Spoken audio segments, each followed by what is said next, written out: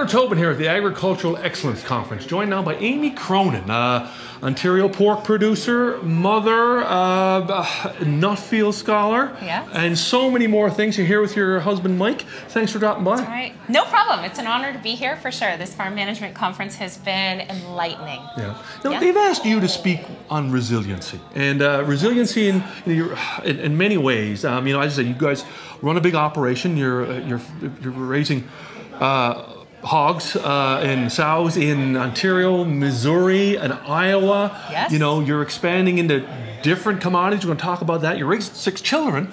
That's right. Still raising, and not finished. And still raising, and still raising. Where does resiliency start for you? I mean, you talked about vision. Yeah, I think vision is absolutely important. So our vision at Cronin Family Farms is progressive, prosperous, best in class.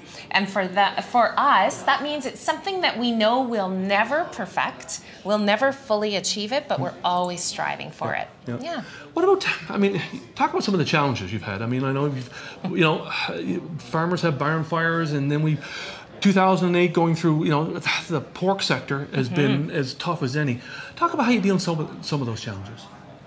Yeah, I think every farmer out there can relate to the fact that life is full of all kinds of challenges, and Mike and I have definitely had our share of them, and so. We've kind of, when we did a really big expansion in 2010, we needed to have a serious conversation about how we were going to deal with problems. We knew that when we did that expansion, that we were going to have a lot more problems than we did prior to that. And how we dealt with those problems was the determining factor on whether we would or we would not expand.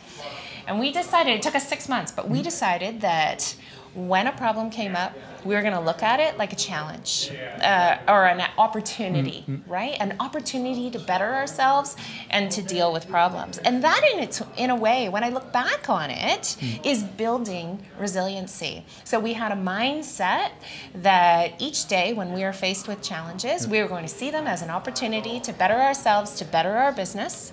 And we were gonna deal with them. We're gonna hit them head on. We've had some big challenges, right? You talked about 2008. So in the hog industry, we have so much price volatility, right? And we've had to look for ways that we can overcome some of those challenges. And sometimes we do that well, and sometimes we miss the mark and we don't. Those can be really stressful situations. I think another part of resiliency, though, is making sure that we don't let those problems build up. We have to deal with them head on when they come to us, and we have to put them to bed, and then we have to move on to the next thing, because if we allow them to continue to build up, it becomes overwhelming and it's too much to deal with. So part of resiliency is dealing with things right away, putting it to bed, and being ready to deal with the next thing that comes along.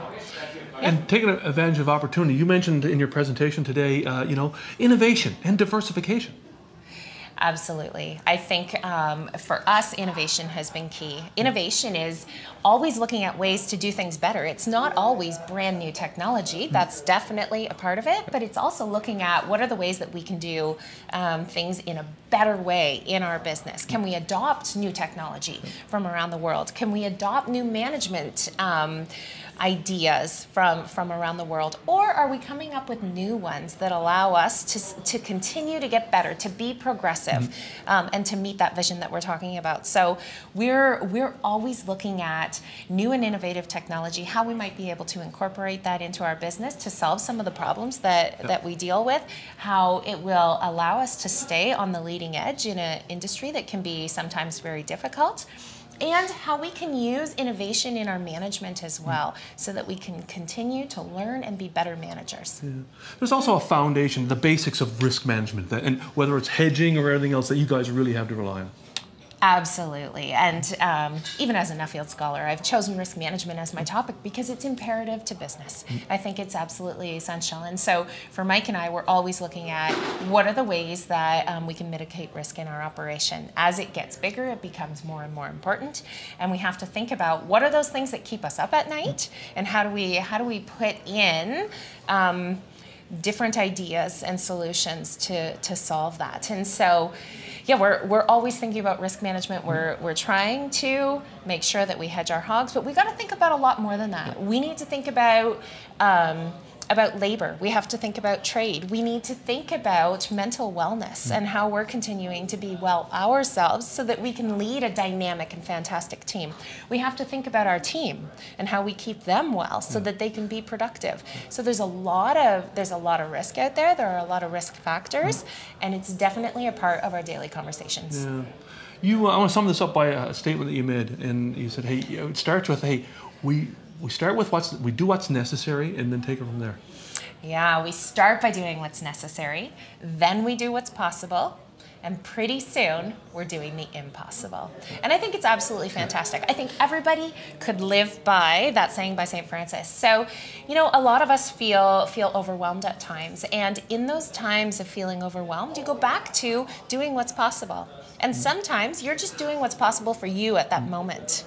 But as you master the possible, you move into, or the necessary, sorry. As you master the necessary, you move into the possible. Right? And then as you continue to do the possible and you get good at that, all of a sudden you look back and you go, wait a second, we're doing some pretty fantastic things here. We've kind of reached in some capacity the impossible. And so I feel like that's a saying that we can live by. And in parts of our life, we're at the necessary. We're doing what's necessary. And in other parts of our life, we look and we say, hey, you know, this might actually be the impossible. And it's such an interesting feeling. So what is possible and impossible for Cronin Family Farms in the next year or two? What's it going to look like? Yeah, it's pretty exciting, actually. So the business is big and growing and fast? Yeah, so for us, I mean, we're starting to think about succession. We're starting to think about kids that are graduating from university, which is crazy to me, and we still have some little ones as well. So what could that look like in bringing them back to the farm? For us, it means continuing to hone in on management skills and like putting the best people around ourselves, surrounding ourselves with people that we can learn from, that are going to build us up as well. So really building the team at Cronin Family Farms, that's in the next year. And we're diversifying. So we're getting into the chicken industry. We know that it's definitely a different risk level. It doesn't require the same amount of labor.